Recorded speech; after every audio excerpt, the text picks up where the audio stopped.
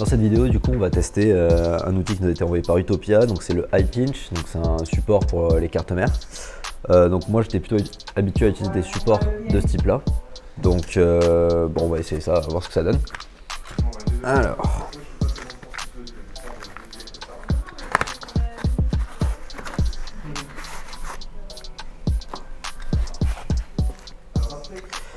Donc pour le séparer, il suffit de tourner la grosse roue qui est sur le côté.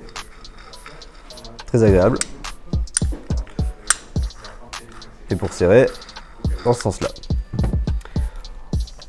Alors, je vais serrer une carte. Alors.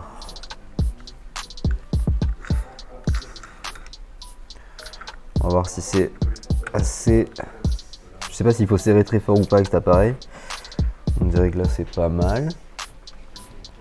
Alors du coup peut-être recalibrer après son microscope pour savoir comment bien bosser avec. Donc là c'est bon, on y est. On voit qu'on a le support à côté.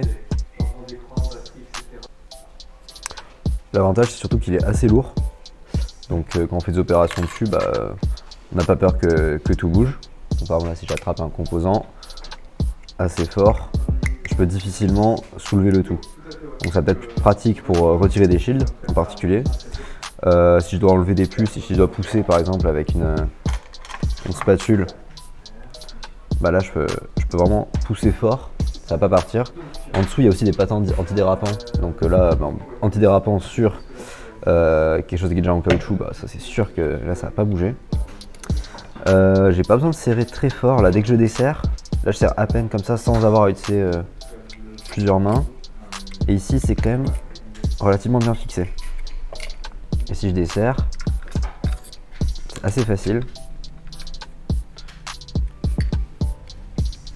Bon, franchement au niveau du serrage c'est très pratique. Le poids va être assez sympa aussi. Le seul truc c'est que voilà, on a une certaine épaisseur qui est différente, donc il faudra sûrement remonter le microscope pour travailler correctement avec. Qu'est-ce qu'il y a d'autre à dire dessus? Là on voit qu'on peut caler des puces. Donc ça va être pratique. Est-ce que j'en ai une de la bonne dimension? Si je mets une NAND ici, on voit que je vais pouvoir très facilement la nettoyer si je suis sous le microscope. Et à une seule main, elle va tenir en fait. Donc, je peux passer avec mon fer à souder sans problème pour le tenir. Donc ça c'est vraiment très pratique. On voit qu'il y a pour processeur, il y a différentes tailles.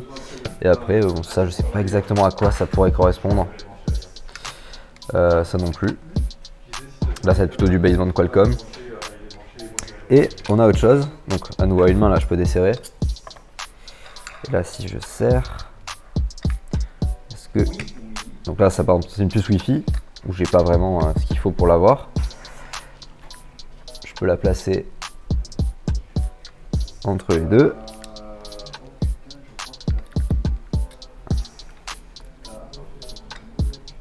Hop. Et là si je serre, là elle sera parfaitement maintenue. Donc ça va être très pratique pour la nettoyer. Alors que sur les autres supports, c'est vrai que parfois c'est un peu plus compliqué. Donc ce support là, franchement, a l'air vraiment très quali. Donc on verra à l'utilisation à long terme, est-ce que c'est quelque chose qui se dessert tout seul ou pas. Le seul truc que je pourrais regretter, c'est là les vis qu'on peut resserrer si on a trop de jeu. C'est de l'hexagone, bon, on l'a pas forcément sous la main quand on répare des iPhones, donc il faut avoir d'autres outils.